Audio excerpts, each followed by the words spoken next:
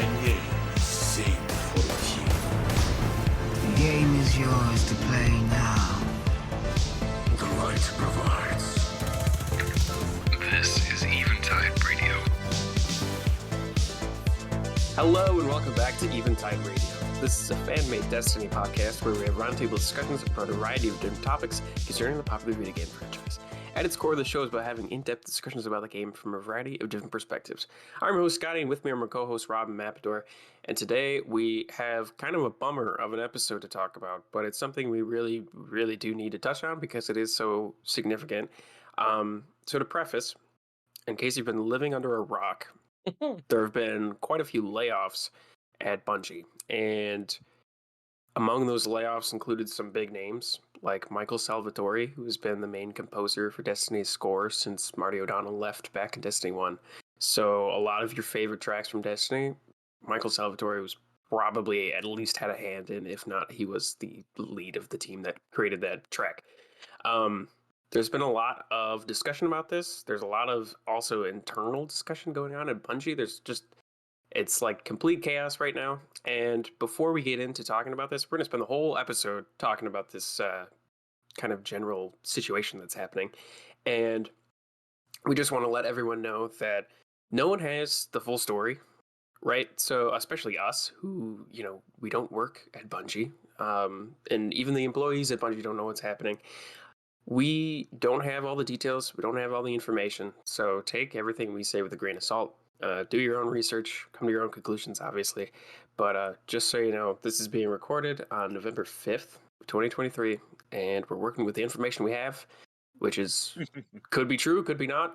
We're working off of Paul Tassi articles and Reddit threads and stuff, so this is what we got. But just a disclaimer before we get into this. I'm just going to go ahead and skip the what are you up to this week in Destiny thing, and Instead, Rob, I want to ask you, what kind of your initial reaction was when you saw the news? I'm assuming the first thing you saw was that Michael Salvatori was gone. Well, so what was your thought? So no. Well, first of all, we should also, hopefully this goes without saying, but I think it needs to be said. Anyone who worked at Bungie who no longer does anymore, I think the entire community is all unanimously kind of like, our hearts go out to any of you if you listen to this podcast and translate that information to anyone who may have worked there, and we're terribly sorry for what has transpired this week, and hopefully you land on your feet soon and can kind of move on with high hopes moving forward. And it's a couple of us have gone through layoffs or experienced it, or me. Yeah, and so it's like it sucks. And so it's all of those emotions. Like we get it. And hope the best for all of you. I'd hope that because they worked for a company and they were working on one of the biggest live service games out there, that they would be quickly snatched up into other. Oh yeah. Companies, no matter where if they'd be in the games industry or just outside it, right. I imagine that people would want their expertise and right. Well, and I think if you put in your job experience that you worked at Bungie up until October 2023, people are going to be like, okay, well, yeah, let's talk about that. So, yeah, I again hope for the best for those people and that they can land on their feet and move forward from this. So, well said, Joe. Yeah. So, okay. My thought, so I was at work. I happened to be kind of transitioning from one meeting to another. And so I checked Reddit, as I tend to do sometimes during some of the more boring meetings. And the first thing that I saw was someone posted on Reddit about Liana, is that I think her name, the dirty effing hippie, yes, was laid off. They linked her Twitter announcement, and someone then was like in that chat, in that Reddit thread, I think posted Jason Schreier's article about the delay. So it was like, okay, so it looks like a couple people are getting laid off and there's a delay. That's kind of weird thing to do. But because I think also, there's we can go into this more during kind of some of the more rumor stuff about compensation and I think it has been pretty at least accepted that it sounds like everyone got at least a minimum of 3 months of severance and are on Cobra insurance for whatever that's worth. But it's not like everyone was just kicked to the curb and said like you're not getting any more money. But I think layoffs are pretty common to happen right at the end of a month. So it's like this is not especially at this time of year. Yeah, very exactly. common this time of year, especially in like the tech or Right. just this Right. sort of industry. Right. And so when people are like, oh, to get laid off right around the holidays, like, to be fair, like, in this, none of this like softens the blow, but at least they are getting paid through the end of the year. And so you can get through the holidays. And I don't know if 3 months is kind of the standard. From my understanding, it typically is. But so that I think has been pretty well confirmed that everyone was given at least a 3 month severance for their time. So it came to light. A couple people are getting laid off. There's a rumor of a delay. This is not the first time Jason Schreier's reported on a delay, so everyone was kind of just like, all right, it's probably true. Because I think what he reported on, like the Beyond Light delay or the Shadowkeep delay, and then it ended up being a thing a couple weeks later. So everyone was kind of like, all right, looked like maybe a community manager or two were laid off. And then I didn't think anything of it and kind of was like, went into my meeting, blah, blah, blah. And then at like lunchtime or so, I looked at my phone again and it was like, holy crap, it's like happening all over. And it was like, that's pretty crappy. And so, then the rumors start to spread. And so then kind of let it go for a while and didn't go back to it. And then after dinner that night, I went on my phone again. And that was when there was an unconfirmed report that Michael Salvatori had also been axed as well. And at that point, I think, Scotty, you had also posted a link in our Discord. And and then in that time he had like updated his website because he used to have kind of a little bio thing about that he works at Bungie and has done this, and then all of that was deleted and it just says gone fishing or something like that. And so it's like, okay, well that's the nail in the coffin. And by that time, it had come out that quite a few people have been laid off from a few different departments. And then to lose Michael Salvatori, and my initial reaction was like, well, I'm done. And I think I even posted that to you guys where I was like, this is, it's like, it's over. It's over. It's over. And we'll get into that as we dig into this conversation. But that's kind of like, that was sort of my series of reactions. And I was trying not to watch any of the YouTube videos that were coming out like seemingly by the minute on people reporting stuff, because it was so, it's one of those where it's like, okay, this seems like so much bad information all at once. Like there's no way that all of this is true, or something got miscommunicated, or this is so awful, like I'm just going to ignore this until the evening and when the kind of the dust settles. But then it ended up all being true. So yeah, kind of crummy. Yeah, that's, to put it lightly. Absolutely. And then, so, man, what was your reaction? And what was like the first thing you saw? So I saw Hippie got let go, and what I thought was going on was that, the recent silence in communication between Bungie and the community, and we've had like months of sort of them not saying anything other than in the twabs or tweet, or maybe occasionally saying something in response to one. Yeah. People complaining about it, and then Joe came out and said, look, we need to change how we communicate. I thought what they were doing is going, right, that's it, we're getting rid of everyone in the the communications department and just starting from scratch. I thought that's what was happening at the time, and I thought, oh, that sucks, because these people seem quite passionate and enjoyed their time, and they didn't really have as much spotlight as some other people, who community managers were before, like Deej or DMG. And then obviously I went to bed because this was quite late. At the time, and I went to bed, and then I woke up and I saw like people talking about the rumor that Michael Salvatori had gone, and I was like, nah, that can't be true. There's something wrong there. And then it came out more, and then his website came out, the gone fishing, and I thought, oh, that's not good. And then there was the delay stuff, and I thought, all right, that's expected. I don't know, not expected, but there was something in the back of my head that was like, maybe we'll see a delay, that sort of thing. I mean, Witch Queen. Wait, all the expansions except Lightfall post Forsaken have been delayed. So Correct. I wasn't like shocked about that. Right. And then the Blame Sony stuff came out, and then I didn't really watch anything. It was just reading stuff because I think not controversial, but I think watching YouTube videos on that sort of news is just not right. I mean, checking Twitter isn't either, but I like people who run channels or news channels or whatever. It's their job. They're going to dramatize it a little bit. But yeah, and I think that, and I knew I was going to be in a bit of a bad mood, especially because I'm such a fan of his music. Right. But I just sort of stepped away from it. I sort of watched it from the background as it unfolded. Because I think it's just pointless getting into a massive I was a bit upset about it, but it's pointless getting like that angry over it. It's a company, it's a game. But right. I knew, and I've known in the back of my head for years, like that Destiny is not going to be like this for forever, because it's not. It's a game. The people who work on it are going to come and go. That's life.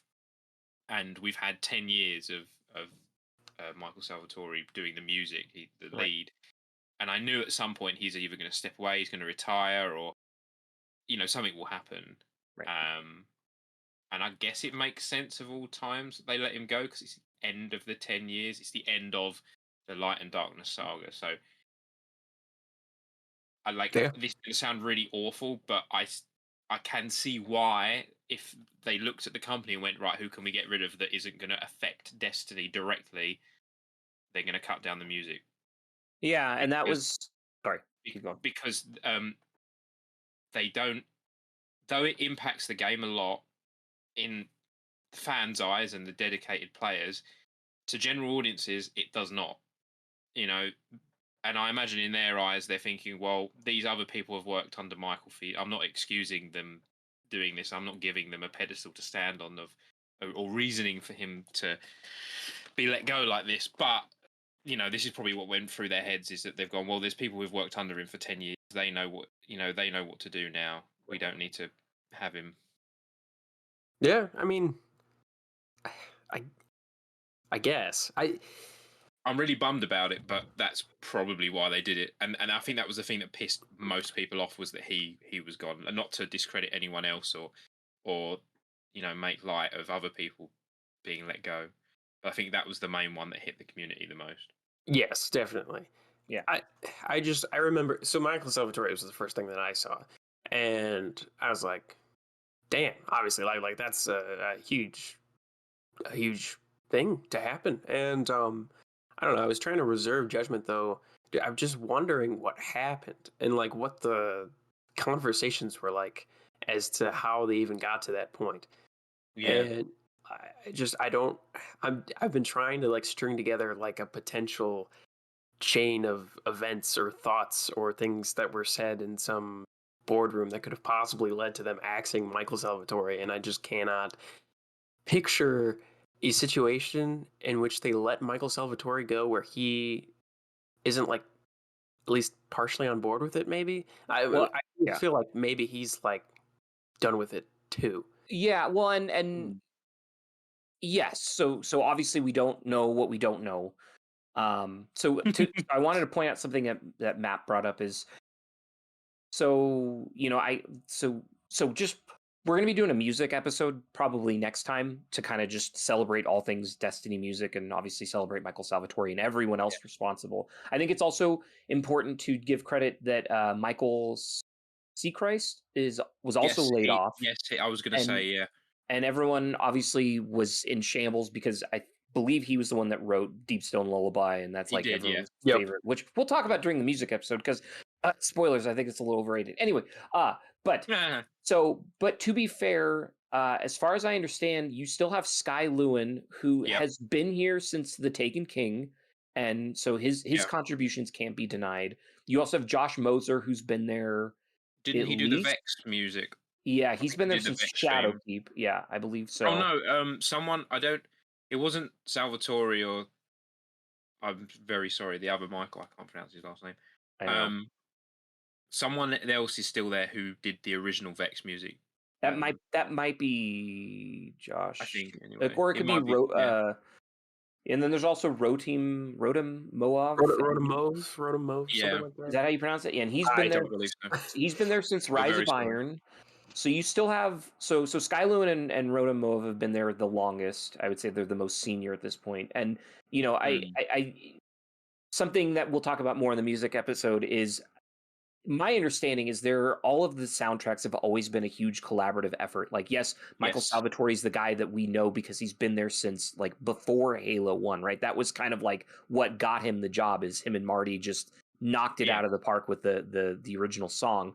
And so like, but you also have, I think, Peter Skloser, who is still there, Yes. I believe. And so you still have like, it's still a solid team. They haven't just completely wiped out the music department exactly. and gone, right, we're going to give it to some new people. No, they haven't done that. And so I have faith that these guys can do good stuff. And to your point, Scotty, so I believe Paul Tassi like actually reached out to Michael Salvatori, and he wrote he wrote this very like, it almost felt slightly corporate email of just like, you know, please be nice to the people that are still there, blah, blah, blah. But there was no like hostility or any kind of negativity. No. So to kind of the point that you brought up, Scotty, I can't imagine that it wasn't like, oh, Michael's got to go. I almost kind of wonder if it was hey, you've been talking about retirement, like, you know, or because he has been there for 25 years or close to. Yes. And so it could be something like that. Or he may have, you know, it's like people started getting laid off, and maybe he went to management and was like, make me a deal, and I'll help also kind of alleviate some of your money problems. Because like, so we just don't know. We don't know, but I cannot imagine, you know, and because he also could have looked at this as like, he did his 10-year Light and Dark saga, and he's been responsible for all of this music, and he may be just kind of done in the same way. He's recorded the Final Shape stuff. Right. I know people were panicking about that. He's obviously clearly has done that. You know. Right. Well, I think back in June they had tweeted something like the main conductor showed like some sheet music from the Final Shape back in like June or July that they were recording. They've probably done the episode music as well. Right. Most likely they will have. So yeah, it's just post that. So yeah. So that would be my speculation too. So I wouldn't be surprised if they were like, look, you've hinted at wanting to leave after the Light and Darkness saga. You know, I don't know, or they could have just walked into his office and just gone, right, you're gone, bye. Right. Even after 25 years, so long, good luck. And you know, and it's one of those things, he may be looking at it and is like, look, these are, because the other weird thing is the Michael Seacrest Christ. Feel bad. Maybe they kind of talked about doing a collaborative thing, and they're both like, yeah, we're done. Or maybe Seacrest got kicked and Salvatori was like, yeah, I'm out of here. Because Seacrest is again another one of those where it's like, obviously people in the community gush about Deepstone Lullaby, and like from what I understand, he's pretty well credited as being like the incubator of that track. And so it's like just purely for the sake of like, you know, through all of the trials and tribulations that this franchise has gone through, the one thing that no one has ever criticized, like not once, is the quality of the music. And in fact, it's always been the thing that like in every review that you read of like, well, the expansion was meh, or this was bad, but the music was great yet again. Like that has always been the throughput. So it's like to have like the one linchpin that has always been reliable. Like it does not make sense that Michael Salvatori was just like booted unless there was some additional thing going on of like he was like, make me an offer, or he had been talking about retirement and they just kind of were like, here, everyone else is getting 3 months, but you're getting 8 months or something. You know, it's something really good. I really like hope that. he wasn't. I wish no one was, but it would be such an insult to be working there. I think someone else was let go who was also working there for 25 years. I've forgotten her name. It's the woman who basically, I think, essentially designed the Halo logo, the original Halo That was logo. it, yeah. Yeah, so Like, yeah, I can't remember her name not either. right. I feel bad. That's okay. So yeah, so the Michael Salvatori thing was obviously, I think all of us are kind of in agreement that was like the moment that like it got weird and yeah, very like, what do we do as a community? What are we supposed to do? Are we supposed to just like boycott the game? Are we supposed to cancel our pre-orders? Like this is kind of the weird part of like, and then ultimately the subsequent like information that has been trickling in since Monday as well is the other kind of part of this. I think. What do you mean? Well, just like the reaction and how we're supposed to handle this information and I do think the community has taken this a bit too far. I agree. I think what else is new in the Destiny? Right, yeah. I think that this is the games industry, and this is a bad thing. I'm not excusing this. I'm just saying like this happens. This is not a Bungie only thing. This happens in every company. Right. You get to this time of year, and if something hasn't sold as well, I don't know what their predictions were or what they wanted to sell. It clearly wasn't accurate because that's happened before, where Activision were upset with how badly Forsaken sold. Right. It sold very well as far as I remember at the time, like the numbers, but Activision were not happy, and so them missing their revenue or predicted revenue for 45% is not like, oh my god, Destiny is fucked. That's not the case, I don't think anyway.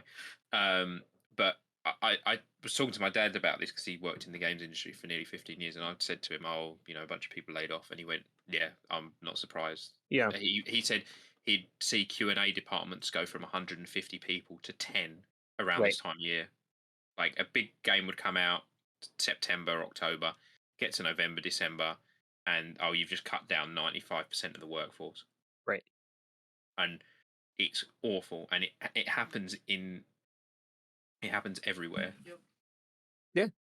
No, and it's not specific even to the games industry. It's all over. And but I think the part of the games industry that's bad is that they just throw people away like a bin, and that happens too often, especially with certain like areas.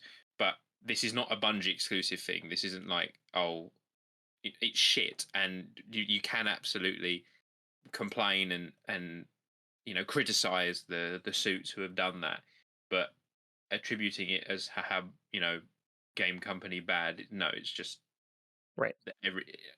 it's every game company. But yeah, it's not the end of Destiny. Like, you're nuts if you think that. Well, yeah, and it's there's so much to unpack with kind of what you just said too, because you brought up so it came out kind of as the week went on that one of the things that had been told to employees like 2 weeks ago is that it was 45% under revenue predictions.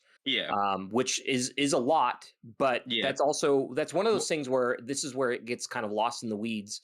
And I even kind of had a discussion about it on Reddit, and I think only one person responded to me because I was like, I want to make sure I understand, just because I think there's a nuance to it where it's like, it wasn't like they made so little money that they couldn't keep the lights on and make payroll. It's just they were 45% under, they have a prediction on how much money they're going to bring in and how that ultimately affects their hiring and, upgrades to their facilities and purchasing that new building, which we'll talk about as kind of a cursory thing. But like, they make assumptions that they're going to have this many dollars coming in this year, and to have 45% less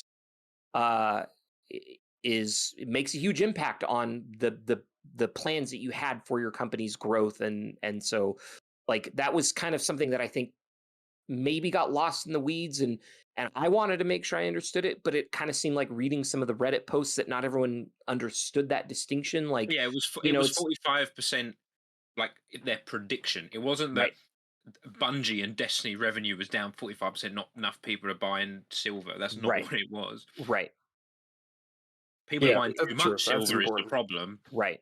And but and we don't know if it's like you also kind of brought up the Forsaken thing, right? Where it's like Activision was disappointed by how much money it brought in, but it's like, but it made probably a lot of money because it brought a lot of people back and ultimately Yeah. like saved the game, So like in our eyes, it was like, this is what we needed, but did they also have some expectations for some outlandish number that was never going to be reached? No. Which seems to happen a lot. That seems like it just always happens in the game.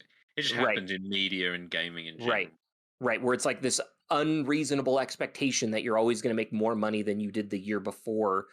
And as a lot of people have kind of brought up, that this year has been like one of the best years in terms of like video games that like are out, the number of titles that are good and have a lot of time investment. And it's just the nature of like, Lightfall came out, it was a kind of disappointing story.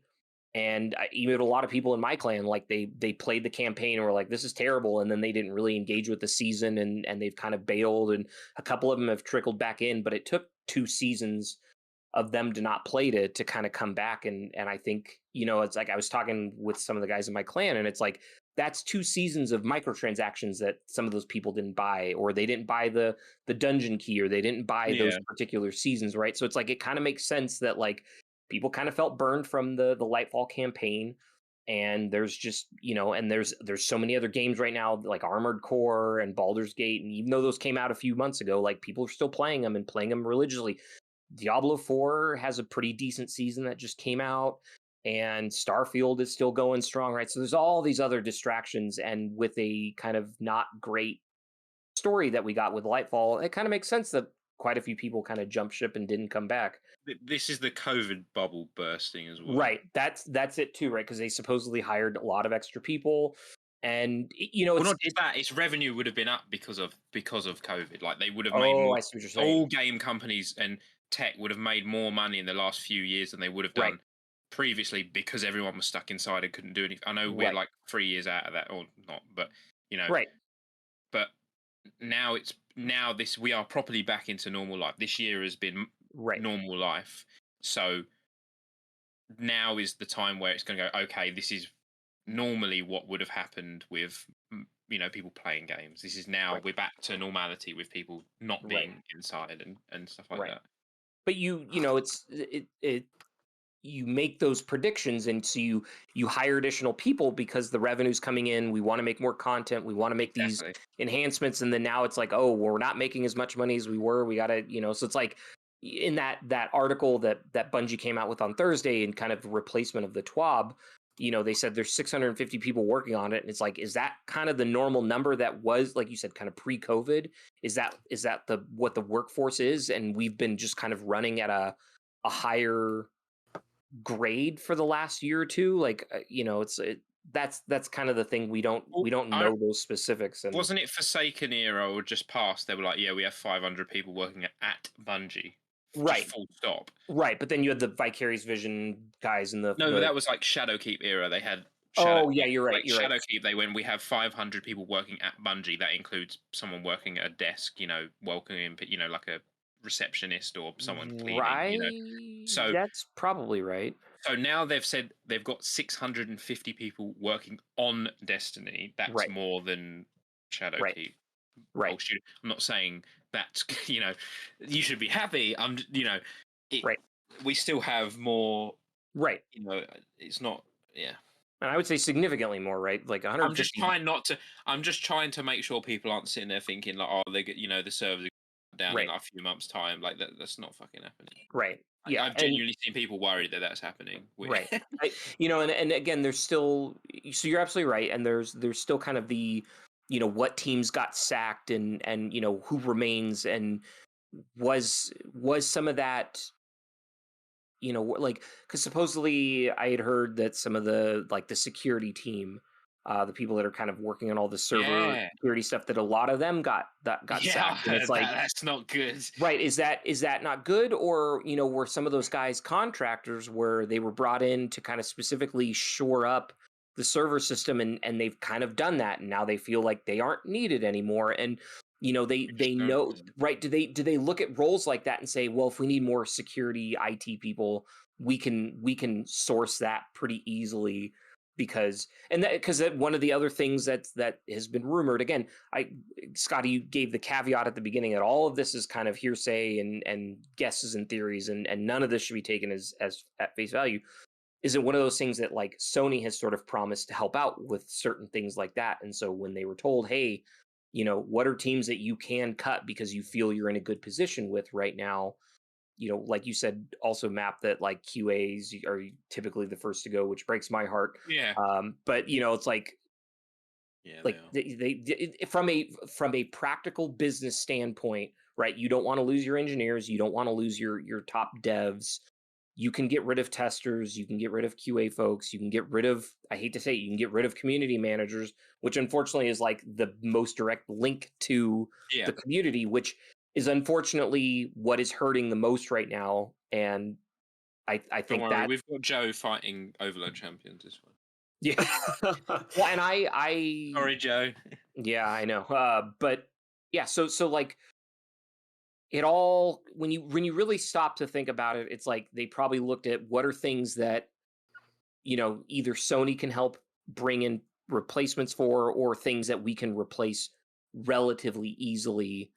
And I think that's just the fact of the matter is some of those folks are considered more expendable than others, or more replaceable when they want to kind of trim and lean up for, they want to get into dev mode. Because if the game truly is delayed by a few months, right, that's all just dev time. And yeah. Well, and I worked at a company, or I work at a company a couple months ago. We had layoffs, and they laid off, let's say 25 people, because I think that's roughly what it was, which was, not as big as a company as Bungie.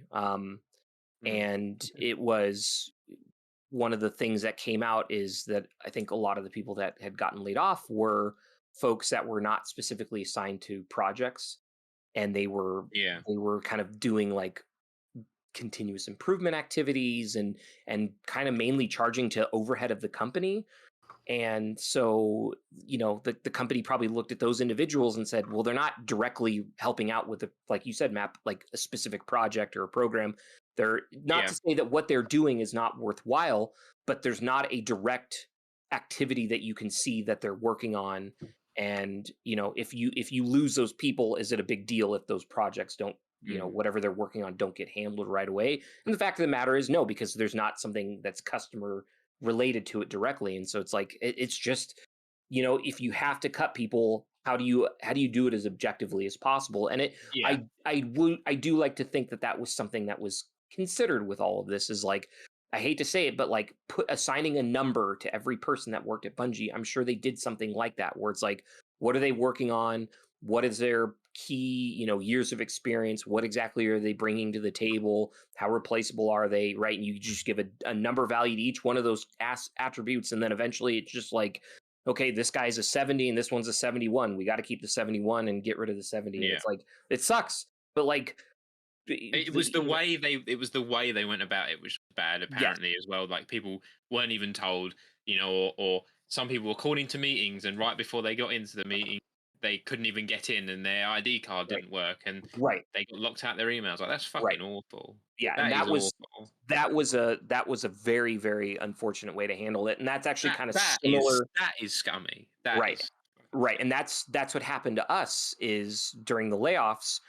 We use Teams, Microsoft Teams, for like kind of internal messaging and things like that. Yeah, and there's a couple like communal channels that literally everyone at the company is a part of.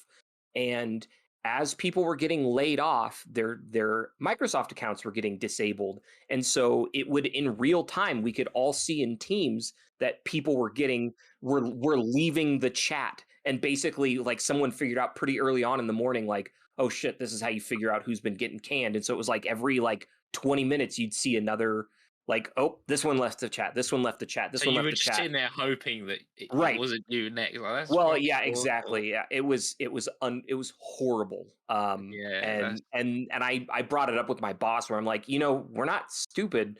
we all figured this out pretty quickly, and my boss was like, yeah, this was an unfortunate oversight with the way the process was handled. Like they should have canceled all of their accounts at the end of the day, because like I said, everyone was just kind of sitting at their computers refreshing their teams and like, oh, this person's gone. And like, you know, I do want to also not ignore because this was something that I noticed. So when the layoffs were happening at my job, for one, watching people like get escorted to their desk with a box and like told they had 10 minutes or 15 minutes to clean up their stuff, and like they had every single person that I saw just had this look on their face of like, why me, and it's like, and my heart also goes out to the HR people that basically had to sit in a war room all day and like catch people as they were walking through the door and be like, hey, can we talk to you for a minute? And then like their boss would be in there and like, yeah, sorry, here's your Cobra form, here's a letter, here you're gonna get paid for a couple months, here's a box, clean out your shit, and it's like there's no great way of doing that. It just has to be this really cold but your ID tag not fucking working. Yeah, that's set up for work. Yeah, or that like, sucks. Yeah, that or they're like, oh, you've got a meeting. I saw someone post like, oh, they were called in for a meeting and they went to like join the meeting and it was like, oh, your account's gone, sorry. So they couldn't even join the meeting. Right. So it was something like that. Yeah, that's unfortunate. But I'm also thinking about it as, so I guess what the final number that came out is 100 people got canned in a day. And like each one of those probably takes 15, 20, 30 minutes to handle. And there's going to be that one or two people who might be like vocal and angry and pissed off. And, it's like they probably had to have a security person there just in case things got messy. Like Michael Salvatori throws his synth machine at him. But like, but seriously though, like you don't know how people are going to handle it, right? You got to like lock the doors and take their badges, and like it sucks. And 100 people, and you don't even have time to like let them sit there and cry their hearts out, which I'm sure some people did, right? Like, why am I getting canned? But Joe, who's worthless over here, not Joe Blackburn. That was not I did not mean to say Joe's name. Like, you're like, Joe Schmo over here doesn't do any of his job. Why is he getting canned and why am I getting canned and he's not, right? Like there's probably people like that, and it just, and you had to get through 100 people in, like, I guess there was a couple residual people the next day, which really sucks. Like going home being like, okay, I made the cut, and then coming in the next day, which is that sucks. Like that should have been the backlog. You were in it, right? And especially on Halloween, there's something about that feels like weird. So Marathon has been delayed till 2025. It was supposed to come out next year, which I think was a bit of a stretch anyway. I do too. I did not think that they didn't really show proper gameplay, did they?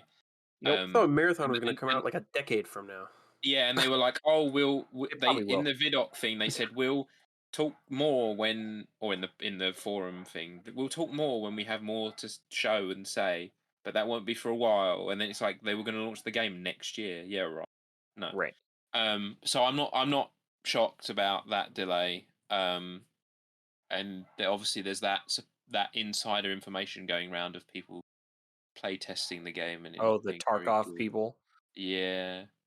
Well, it sounds like there was some light that came from that, where so Paul Tassi has been reporting on a lot of these things, but then there's been other YouTubers, and I mean, I guess we don't need to be that secretive, but yeah, it was, so Astacross made a video saying that he had some insider information from someone that worked at Bungie, and supposedly, a couple months ago, they had some Tarkov people come out and this was I think this was December of, no, it was 2020. It was sometime in 2020, so it was a while ago. I think you're right. Yeah, it was a while ago. And they had some Tarkov people come out. They showed them a obviously very crude early build of the game. That's the thing that confuses me is like people were like, yeah, it means it's going to be shit, and it's like, that was 3 years ago. Right.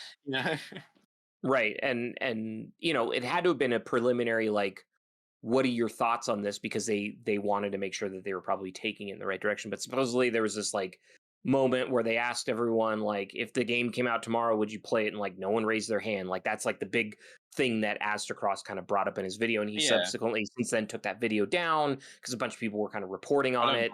I don't blame him. It's something he probably shouldn't have brought up in the first place, but that's neither here nor there. But I think as well, it's I think you should have known about the community and sorry about the fireworks.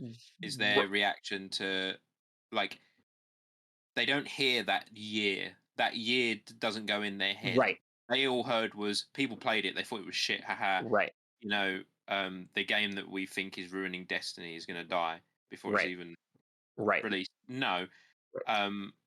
Like, think about, all right, look at Destiny in 2020 and look at it now. The difference.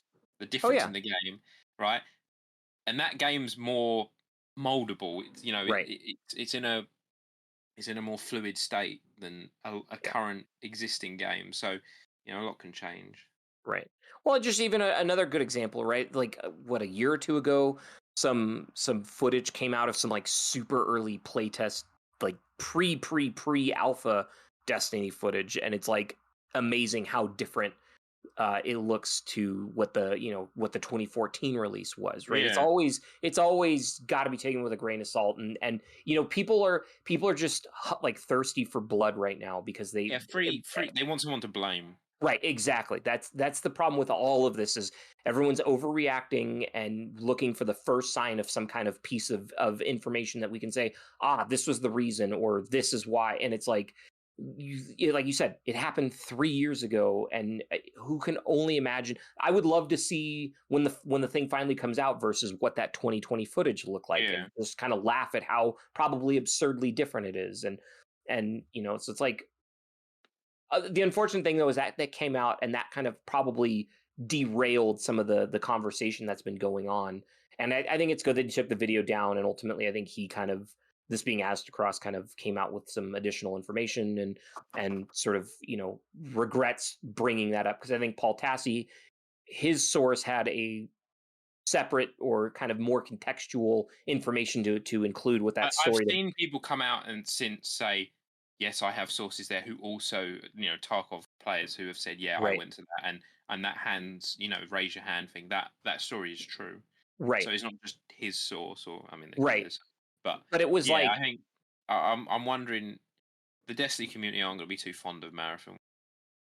No, and I that is kind of the interesting thing is, you know, we probably shouldn't speculate too much about Marathon in and of itself, and you know, what are they trying to accomplish with that. But it kind of feels like, you know, if you've got the Destiny community and you're continuing, this is why it's like, I don't think they're going to stop making content anytime soon, right? Because they want to keep us, the Destiny players, continuing to put money into playing Destiny, and then they want a separate untapped market that will also start buying Bungie things. And there might be some overlap, like, you know, if Marathon proves to be promising, I might try it out once or twice, and maybe I'll get super into it. And likewise, maybe there's going to be some Marathon people that are like, oh, Bungie makes good shooters, like, oh, I've never played Destiny, but maybe now's the time, right? Like, there's probably some hope to pull each other into the other circles. But I think it was very intentional to like there's going to be Destiny stuff in Marathon. Absolutely. There will 100% be Destiny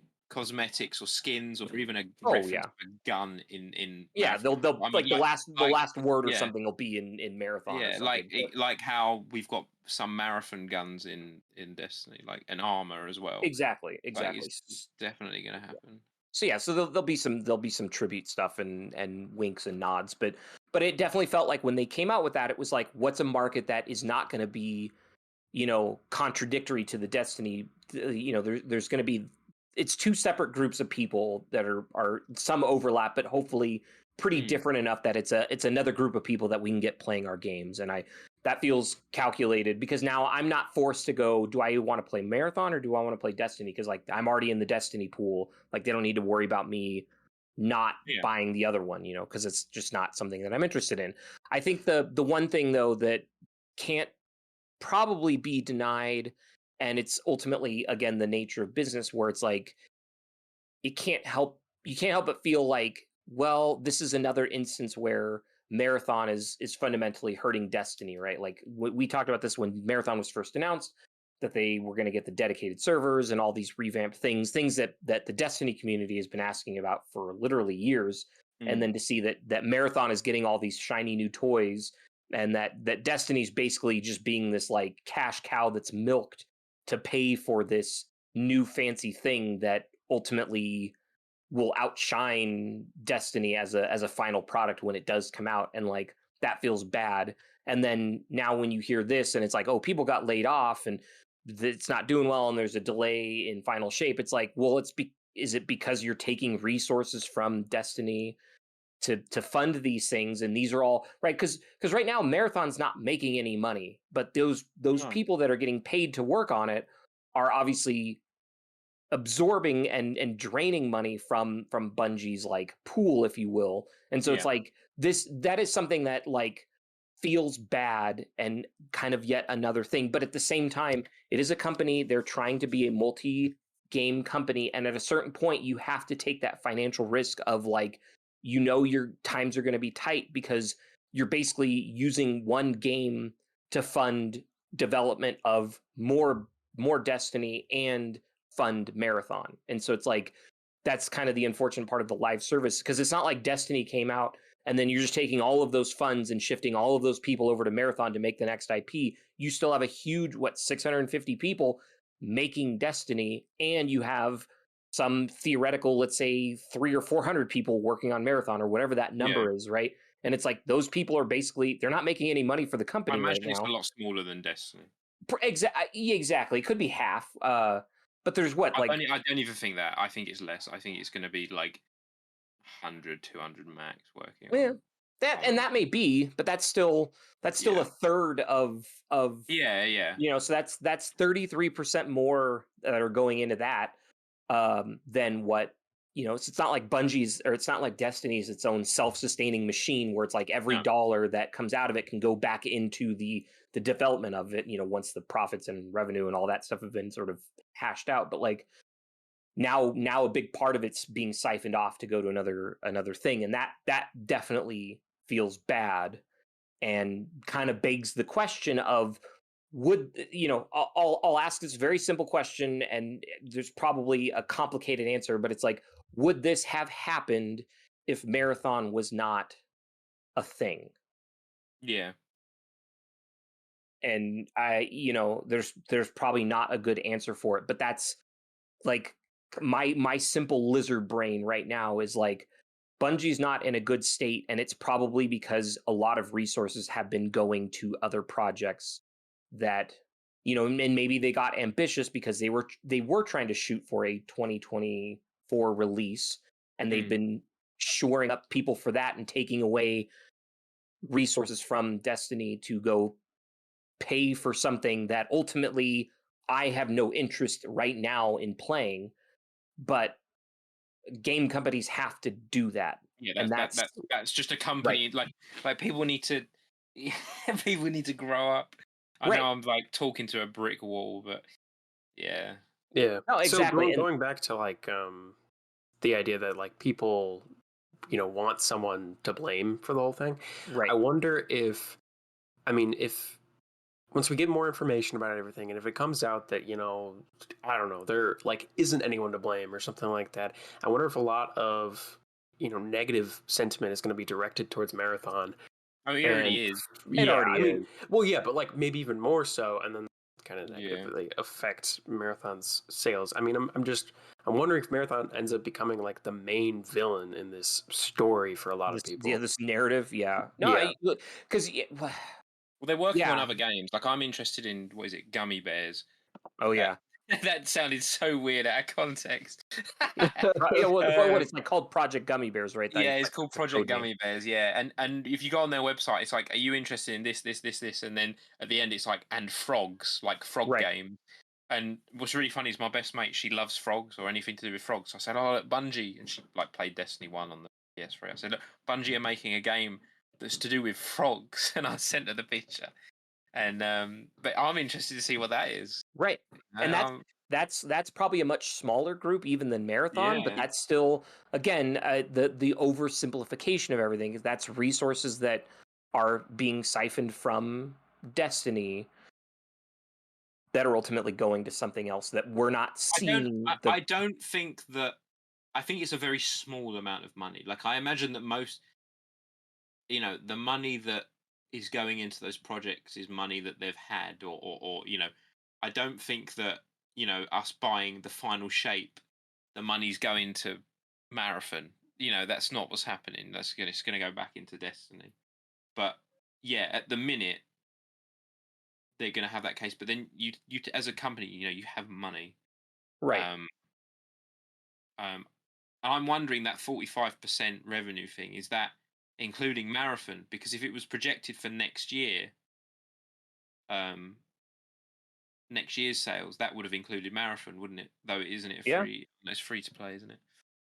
Yeah, I but mean, there's still, still obviously it's going to still be meant to make money. Yeah, there's still going to be Yeah. season passes and all of that stuff, right? Like they have to monetize the game somehow. So Yes. like no, and you're absolutely right. Like theoretically, but how much reserve cash do they have? Again, these are all like projections too, right? Where it's like, again, they can keep the lights on, they can make payroll, but long term, 6 months, 8 months, a year from now, if this trend goes, then they won't be able to, right? With all the things that they're funding and the new building that they're supposedly paying for, right? So it's like they're not hurting for money, but they need to make these decisions now so that if the current trends are right, they have to readjust for that 45% and they have to interpolate a new line through all these predictions and ultimately like at a certain point the money is going to run up or run out. But again, that's why I go back to that oversimplified question of like, if they weren't working on these two projects, would this have happened? And that's I think that's probably I don't want to speak for the entire community, but that's kind of like probably what it boils down to, and why Marathon is being painted as the enemy. Because when you look at it from that very simplistic standpoint of, but then it also like, because I think something else came out that like some of the higher up, the people that have been sort of like the people that were in the presentation for the Marathon video, right? Like Christopher Barrett and Scott, what's his name? I can't remember it. I know you're on about.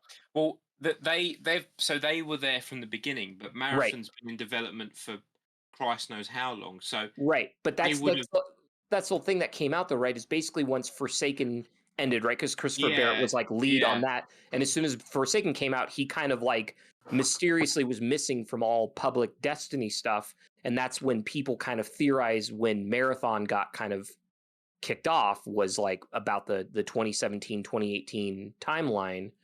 And so people like that people think that it's been like the last year, like Lightfall was shit because they all left after Witch Queen. And it's like, no, it's not game development or any like it's years.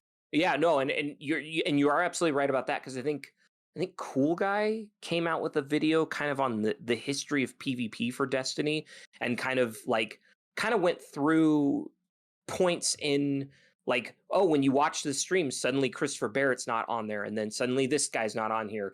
And then if you kind of look at like the rumors of when Marathon started, like it all kind of like lines up that like they basically helped fix Destiny 2, but then wanted to move on to something else. And maybe they were already working on something. They were working on Marathon before that, right? Maybe D2 launched, they started working on Marathon. D2 Vanilla was such a poop show that they were like, okay, we need you. We know you're working on Marathon. Drop what you're doing, and how do we fix this for the next expansion, right? And then once we're in a good spot, then you can go back to it. Because ultimately, like, right, because there was that game developer presentation that everyone's also kind of talking about with the over delivery, which we can talk about, right? That basically, like, if a couple more weeks had gone on with the numbers that they were getting during Curse of Osiris, like that was going to be it for D2. Yeah, and so they probably did an all hands on deck, and any side projects, because who knows the other like 7 or 8 projects they also are just incubating and doing concept art for, and sitting in meetings. And apparently Matter is no more. Right. So there's all these little ideas that they have. At one point there was theory that there was going to be like a phone game, and who knows how many like additional employees are just spending half of their time or all of their time just kind of theoretically working on these things and coming with concept art and real basic proof of concept, and then they put it in front of a manager and they're like, no, this is a stupid idea, and then they move on to something else, right? They probably, because like from what I understand, some of those guys that have been there for a long time, like Christopher Barrett, it sounds like I'm bringing his name up a lot, but he's a good example, because he at one point would stream on Twitch, and he did really awesome pixel art, and he's a great artist. and just like you can see the ideas just ooze from him. So I would like watch his Twitch stream once in a while because he would just get on and do art, and it was really cool. So like guys like that have been there for a long time and are like really, really smart in terms of like creativity, right? They look, the company probably looks to him and other individuals. I don't want to say it's just Christopher Barrett, but like the company looks to him for like, what ideas are going on in your brain right now, even if they're great or stupid, or oh, I'm working on this pixel game. What do you got for us? They haven't put together something after a couple weeks. So like, nah, what else do you got? There's probably so many of those going on at any given time. And then once something sticks and then kind of keeps moving, then it gets more attention. Then eventually you get something like Marathon where you've got a whole team dedicated to it. And it's a real thing, and it's a title that's going to come out. So we don't know how many of those little side things. So again, it's that unfair question of, if these things weren't going on, would all of these layoffs have happened? And it probably not, because there's so many projects probably constantly going on. And that's the thing, though. If you don't take risks, then you're not going to make money. And that's the problem with Destiny now. And what I think people are realizing is, or maybe they don't realize, they just don't know how to say it, but the problem now is that there are no risks being taken. We've got into a cycle of, you have your big seasonal thing, and then you have your you have your big expansion, you have your season, and that's it. And they're not bad. Like, some of them are missed a bit, but they're not bad. It's just the fact that it's the same. Right. The thing is the same, and that's where the community is. I think most people are quite misguided on that. They're like, oh, the season's bad. It's like, no, it's the same. Right. Yeah, and it just gets stagnant, and that's definitely that's what they were talking about with over delivery. I think that's kind of become quite taken out of context. And it's that you set up a precedent of, okay, if this does that well, and then everything does that well, you're then going to get crunch. You're then going to get, and then you have no room to do what we want now, which is experiment. Right. Right. And I think, Scotty, you and I talked about this a long time ago in the podcast, where it's like, I don't think any of us ever want to go back to the Taken King days where you get a content release in September and then you don't get anything else until April, right? Nobody wants that again. And you're insane if you think that the game would die. Right? The game would die. Right. You can't do that now in live service. Right. We're in an incredibly lucky position where we get a steady flow of content, like very, very regularly. And yes, it gets stagnant, but it's still good. And I think like I hate to say it, we've gotten so spoiled and like almost like entitled with what we think we're obligated for, but it's taken us almost 10 years to get to this point. And it certainly, things get stagnant and stale. And I think, I think it can't be denied that Lightfall definitely had some problems, but it still was fun and entertaining. It turned a lot of people off because of the way it was presented. And it was. I don't know how people could think that Shadowkeep was better. Yeah, I still see that. But, and to your point too about the over delivery, right? That's because that's something that people have been bringing up a lot recently as like, they don't want to. I'm sure there are some people in management who genuinely don't want to over deliver because of the bad reasoning of like the reasoning that the community thinks, and that's why you've got ideas that the people who've been sacked have gone, we're trying to, we hear the community, we're aware, we've tried to push this idea that you've wanted for years, and they've said no. Right. And I'm sure, that's fucking awful. Like, what? But, like, there's going to be reasons why you can't go nuts every season, because if you say to someone, say if someone who's working there, it's their department, look, can we all put in an extra 10 hours overtime, not paid, just to finish this thing because we're really passionate about it. Right. They go, yeah, all right. And then that snowballs, and then that gets worse, and then every season, and then that goes on, and then you get like people staying overnight in fucking sleeping bags under their desk. Right, and that needs to stop. And I don't think people realize, like, this is going to be a broad statement, and I might get flack for this too. I think there's a lot of people in the community that don't actually know what like a real job is, and like have never worked in an office building, and have never. It's also the thing of people are so fucking clueless when it comes to development of games. I think that's another thing, and that they think that the stuff is like okay, it is worked on up until release, but I mean, it's made like well in advance. Oh, yeah. They've done usually they're like Yeah. a year ahead season wise. Right. They're not like sitting there and writing the story like a month before the game, Right. like the season comes out. No. Right. And I also want to just clarify really quick that like the problem isn't that people don't know about game development. It's like that they assume that they just like assume that they do know everything about game Yeah, development. yeah. Right. I don't know everything. I mean, I've Right. learned a lot from my dad Right. and then his friends and that, but I have not personally done it. Right. Yeah, and then people will go online and make claims as if they do know everything. And Right. It does sound quite funny. I sound like one of those people. My dad works at Microsoft. yeah. No, He'll but get you're, your but you're, account banned. but you're absolutely right though. Is like, well, what's the term that everyone uses? Like the armchair developers now, right? Yeah, Where, it like, is. Yeah. most people have no idea, and I'm not going to really pretend to understand it, but it's like I work in an industry that does have high expectations for a finished product that requires pretty sophisticated engineering to get an end goal. And there's been a lot of times where I've had to put in those 10-12 hour days, 4 or 5 days in a row, and just knowing what that exhaustion is. And I think the probably the best like culmination of all this is when the crafting happened, right? And it was like Friday afternoon, some asshole posts a video on like, look at this incredibly game-breaking bug. And we've never had a bug that brutal in terms of like just how much it completely wrecked the game. And all these people are like, I'm gonna go home, I'm gonna crack a beer when I get home on Friday night and relax and spend time with my kids or my family. And then Astacross, I'm not trying to pick on Astacross, but I think he was one of the first that posted a video on like how to do it. And those guys are looking at that and like, fuck, there goes my whole weekend, right? Like, yeah, it's like what I love is this community has come out in support of the people who were sacked, but then like the next week when some bug happens, they're like fucking kill them all. Like, right, and then like that happens, and it's just like it sucks, and that's why like when they came out with that, when they're like basically like, yeah, just go nuts. We'll keep an eye on it. If it seems like it gets real bad, then we'll take care of it. But it screamed to me like those guys are like, this feels like a Monday problem, because you could tell it just the way that it was handled. But even then, some of those guys were working on it like all weekend, and like late Sunday night they tried to push out a fix for it, and it's just like that sucks so much.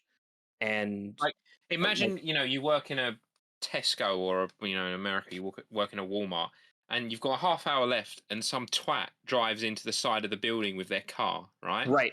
And right as you're about to leave, your manager goes, right, you and your mate over there, you're gonna have to rebuild that wall over the weekend because we can't just have a hole in the wall. Right. Go and do that now. Right. The worst part is the Walmart guy at least probably gets paid overtime. These devs don't, right? They're not on like an hourly thing. They're just, this is your weekend now. And maybe they go home, and once they resolve the problem, they can take Monday and Tuesday off because they were there Saturday, Sunday, maybe. But like, who knows what other 80 dumpster fires they're constantly putting out on the game. And it just like, this is not an easy thing that these people do. And the more that we pretend to know what their solutions are and like, all of that. Though it's a game and games are fun and we enjoy playing games, it is still a job. Right. What they do is to the job. They're not sitting there playing the game for fun. They don't go into work.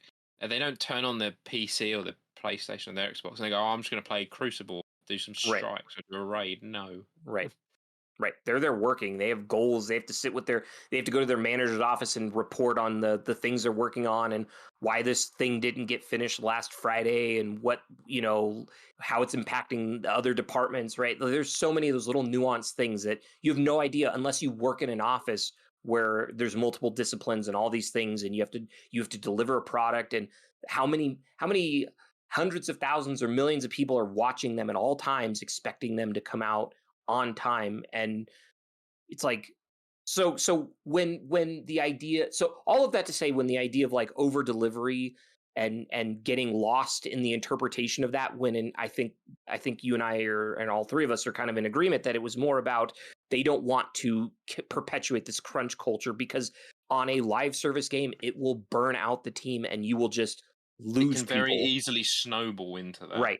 Right. And I think that was that screamed out to me what the intent of that statement was, is do not burn out your employees by making all of these absurd promises that are not feasible because of technology constraints, or it actually can't be done, but we went and told the community that we're going to be doing it, and now instead of it taking a month, it's going to take 6 months. And like, do not do those things. Do not over deliver unless you're confident on like what the actual time constraint, and that you're not going to burn out. Like, because that is the one thing that I'm grateful that it seems like our generation has gotten better about avoiding, is this crunch culture and trying to shy away from it, because I think it is something like this is a marathon, pun intended, not a sprint, right? This game needs to come out on a consistent level and be a certain standard of quality, and I think for the most part they have achieved that over the last 10 years, and it has only gotten better in terms of like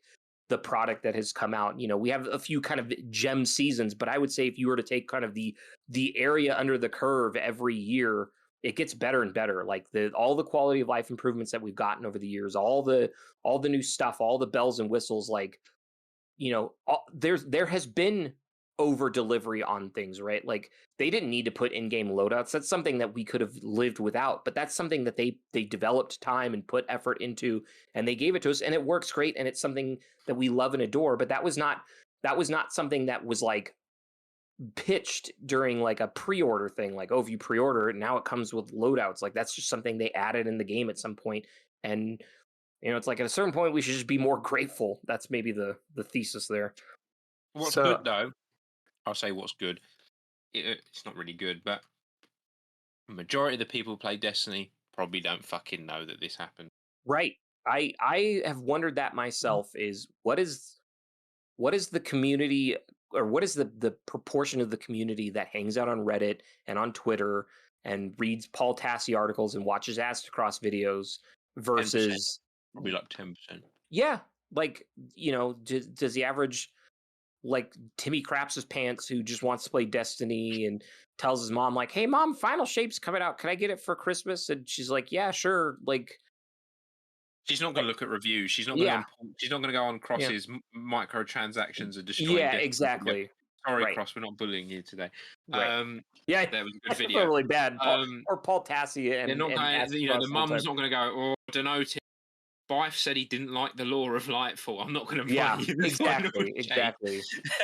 Or this company had layoffs, I'm not going to support them anymore. Like that's people come on, they play the game, and they spend money. They spend money as well. They buy silver. Like some of the people who left have said, you know, we're aware that microtransactions are a problem. We play the game. We've said this.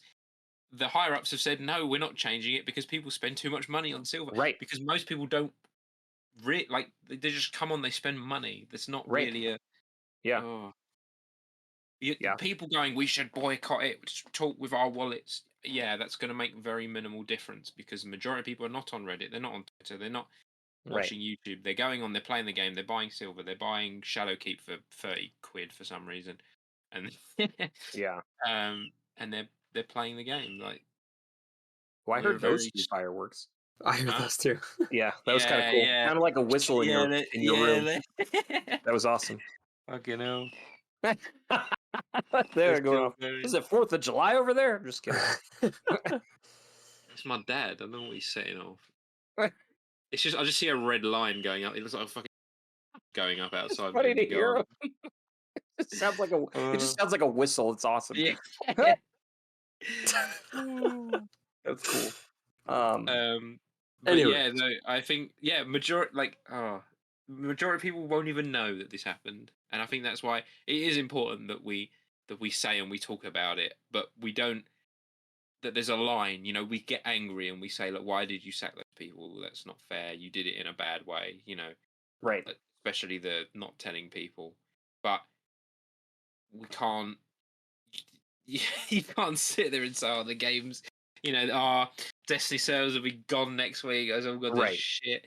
Yeah, it's like shut up. Like it's such a hyperbolic response to all of this. So I guess the question, and maybe this goes without saying, because I'll be the first to admit. So like when Michael Salvatori was announced that he was laid off or no longer working there, right? I don't think it was actually officially confirmed that he was quote unquote laid off. He's just no longer working there. I very irrationally was like, I'm done. This was like the final straw for me. The final straw. Yeah, that was my TFS. Not the final shape, but the final straw for me. I have since then kind of walked off that cliff, and I've engaged with a lot of people in different conversations, and there's been some good YouTubers kind of talking about, ultimately there's however you feel about the situation, and if this was your line in the sand where you think that you're going to uninstall the game and cancel your pre-order for Final Shape, that you should be allowed to do so and you should be respected. But at the same time, if you want to keep playing, that I think, you shouldn't be judged for it. And ultimately, because there's still 650 people working on this game and you want to support them and honor the work that they do, and you're engaged in the game and you still find enjoyment, and that basically neither side should be judgmental of the other side. So I guess I would pose to either of you, is this going to affect your playing? No, but I think if you're quitting the game because some people got laid off, I think that's an insult to those people. Because they were still, the product that they were working on is yet to come out. They were still working on it, and their friends work there as well, and I don't think they want their friends to fail. Okay. Like if you met one of those people and said, "I'm not playing the game anymore because you were fired," maybe a few of them will go, "Yeah," and get. But I think the majority of them are like, "Well, no, because I worked on them with my friends, right? And I worked with those people for years. Like, just because I'm not in that job anymore doesn't mean I want the stuff that I was doing to fail. Right. I like the people I worked with. I wish them the best, and I hope it does well. I think that's a very immature way of looking at it. Yeah, like if you're unhappy with the game and you want to, you want to cancel your pre-order, fine, that's fair enough. But if you're canceling the thing because of people were laid off, I think that's quite immature. Yeah. It's not going to affect me either, because ultimately we don't know the full story, and I don't want to make assumptions on anything. I mean, maybe it wasn't that bad or whatever, and I don't want to. This all sounds like a very corporate thing, and I'm not going to stop playing a game because some corporate asshole made some horrible decision based on it wasn't illegal, the books or something. Morally it wasn't wrong. illegal. Yeah, I mean, at the end of the day, it's like, I mean, there's still plenty of people within Bungie who are victims of other people at Bungie, and I don't think that's grounds to boycott the game. No. If that makes sense. Like, if it came out that the person who lobbed those people also sexually abused them or assaulted them or did something illegal, and it's like, yeah, fuck those people. I mean, already, fuck those people, but like, yeah, fair enough.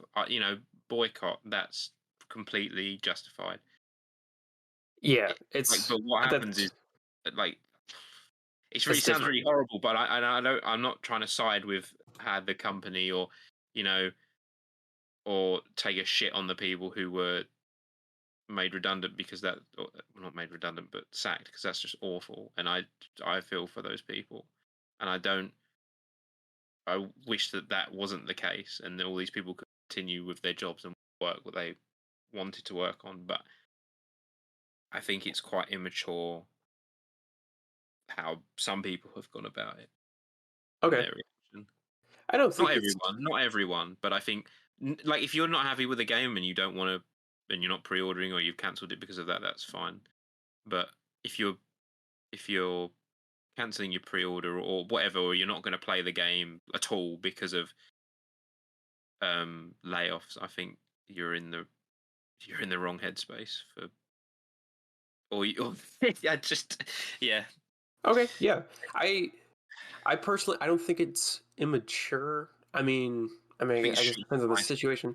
Yeah, I think if you are boycotting the game for like a moral reason, you're like, I wish Bungie didn't do this, so I'm not going to play Destiny, or I'm not going to buy all the seasons, or whatever. I think it's commendable if you think you're making a difference and you have the right intentions in mind. Um, I don't think it's like a bad thing in any way. If that's like your goal. Yeah. I think the intentions are important, and I Like, think if I will say this: I haven't pre-ordered the final shape yet. neither have I. I haven't either. I Um, I bought I'm that not stupid collector's edition. Yeah. So. I'm not sitting here going, you should pre-order, or you shouldn't pre-order, or you shouldn't boycott because I haven't pre-ordered it myself. I haven't played the game as much. Due to life reasons, and just I've played it for 10 years nearly, and I've got there's other things. I'm still interested in Destiny. I still play it, but I think it's just I think people are giving the wrong reasons to not wanting to play the game anymore. Or maybe That's true. people are just finding excuses because they don't want to admit that they're burnt out, or so I get it. I think I I will not play the game. I don't dislike it, but I will not play it because of other reasons. I feel a bit burnt out, and I don't mention those. And I get it for some people that's hard. You've been with a game for 9+ years, or it doesn't have to be that long, a few years, and you're burnt out, but you don't want to admit that because it's still one of your favorite games, or you Right. really enjoy playing it with your friends and that. And I think it's people looking for an out. Yeah, And this is one of those things that has come along, and they've gone, right, okay, this is what I'm going to use to get out. yeah, that happens in relationships all the time, I'm sure. Yeah. So it's like, yeah, no, that makes sense. But yeah, Rob, what are you thinking going forward as Yeah, far no, as your own personal yeah. Well, like I said, reactions? when Salvatore was listed, I was like, F this, I'm out. Because like literally, and we'll talk about this during the music episode. One of the main reasons that I kind of got hooked into the game was there's one specific track that we'll talk about, but like that hooked Mhm. me in. And it's been the music this entire time has been like one of the main staying pieces for me. And so like when Salvatore was out, I was like, I'm out. But then like I said, I've kind of cooled off since then. Yeah, because I like in my heart of hearts, I don't think this game is the same if you don't have the music like be good. And that's again, we've kind of talked about this. We'll talk about it more. It's like there's other people and part of that team that are equally important at this point, and I don't think that they should be sort of like because I think there was also kind of Forgotten about. I hate to say it too, like when Marty O'Donnell left, I think a lot of people were like, "Oh, it's ruined." And it's like, but Michael Salvatori is just as important as Marty O'Donnell is. I was gonna say, like, Right. people wrote off Destiny after he Right. left, and they're like, the music's shit now, and I was like, Like- do you not see 5 or 4 other names on that Right. like Exactly. soundtrack list? Right. Exactly. And so it's again, it's He was being an arse though. He was being an arse as well. At the same time. we will avoid those parts of the Yeah. conversation, but I guess Yeah. they're going to inevitably come up during the music episode. But anyway, Yeah. like so that was my initial reaction was like F this, I'm out. But as time has gone on, and like I said, I've listened to a lot of people in the community and listened to a lot of complaints, and there's a lot of people that are conflicted, and I think that this is an important conversation to have with all of this because like it is an important, like you said, if there is sort of a moral dilemma, because like we talked about this a little bit before the show, but like I do have a line in the sand drawn with Blizzard where I don't feel ethically like I want to give them any more of my money. And Yeah. like I've played Diablo 4 and I've enjoyed it. I even mentioned that earlier, but how do I phrase this? Specifically go out of my way to make sure that I don't give Blizzard any more of my money. And so Yeah. I'll leave it purposely vague like that, and you can interpret however you want. But like, I do have a line in the sand with them, and you can make the argument like, well, me playing the game is still supporting them, yada yada. It's like, but I'm not giving them money. But I don't want to get into that. No, I know what you mean, and And I think people are treating it in a similar situation. Right. And it's not nearly like that. And I feel like we've done a pretty good job of sort of dissecting, corporate systems and entities and how they work. And just really the fact of Yeah, the I'm matter trying is to that be as it's nice about it as I can, and I'm not from what right, I've said, I'm being rational about it. I'm not right, being emotionally driven. right. And Um, and I I'm not siding with Bungie in no, and I don't the think you corporate are. sense of it. But I think that's what I'm trying to make clear to people listening, that that might sound like I am, but no, I'm just being rational about it. It's one of you know you you can just let your emotions get away with you, like you said. You like, I'm done. Right, Um, but then you've sat and then you've had to think about it, and I right. think that's what people need to do. It's Yeah. just time. Yeah, and that's what it's come down to is I've sort of accepted, and I think what you brought up is a great, it's like me saying I'll never play this game again out of boycott is sort of an insult to the work that those people have put into it. And I think the best avenue that you can do is try to reach out on Twitter and Reddit, and like as they've demonstrated, they are listening, they are saying, like, yes, you can say the argument of vote with your wallets.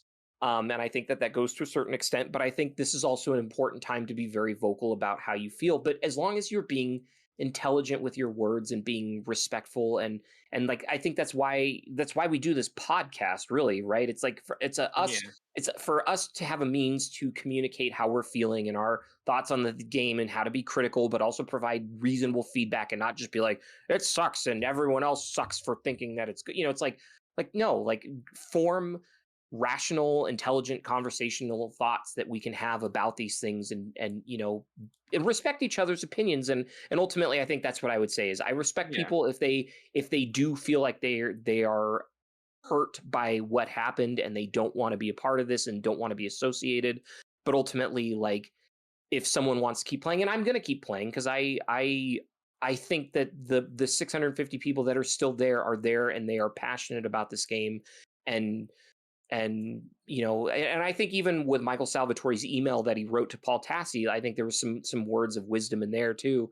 And I think ultimately, like, we got to be respectful of each other, and ultimately, I think it'll take a long time to move on from this, and I think this will kind of be regarded for a long time as a moment in infamy, in sort of Destiny's legacy. And that's unfortunate, but I think I'm going to keep playing. And one thing I do want to bring up is I think this is another one of those things that kept getting taken out of context. I did want to bring this up, and maybe we should have had notes.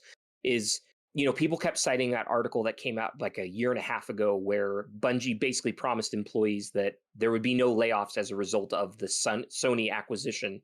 And I think that therein lies the very specific nuance of that article, right? Like, mm, when Sony took over, they would not directly lay people off because Sony's like, I don't like this person, or I don't like the work that they do.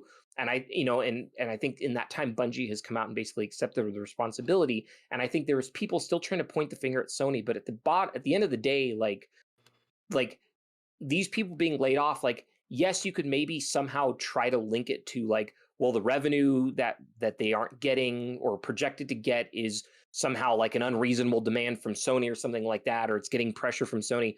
But it's like, I think the article was very nuanced in that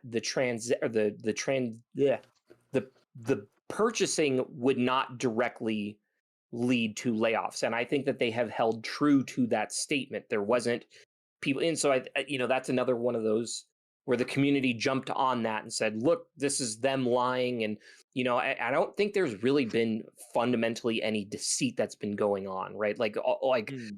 there it is what it is, but I don't think that it's fair to take that article out of context and say Bungie lied because of this. And it's like, no, I think they were very careful in their wordings, because they probably did at some point have an understanding that there might be unreasonable expectations from Sony at a later point, or this could be completely Bungie fueled in terms of what their expected revenue increases were.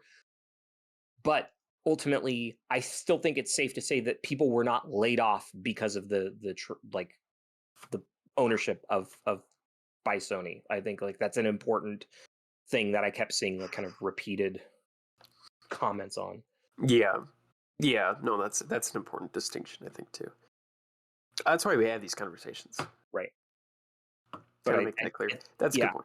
I think there's a lot of people being disingenuous and like, so I just wanted to get that out. So yeah. That's all I got. Is it just like people on?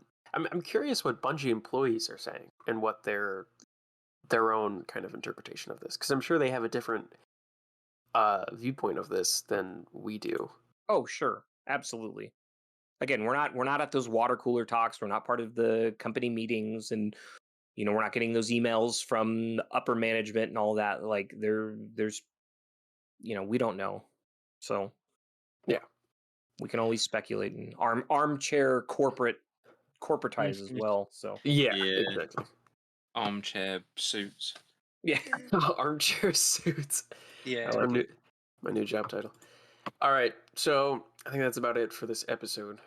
If anything else comes up, we'll circle back to this. If there's anyone listening or know anyone who was laid off at Bungie recently, they're welcome to reach out and talk to us, or if we can interview you about it, I'll be very interested to hear that. But if you're affected by that, then we're very sorry that you had to go through this situation. Absolutely. And though we were talking about it in a very, casual way, that it does impact people. Oh yeah, people's jobs. That they find good work elsewhere. Yeah. I mean, I hope. Yeah, I mean, I hope there's no one out there who can't pay their rent or something because of this. So, yeah, our hearts go out to you.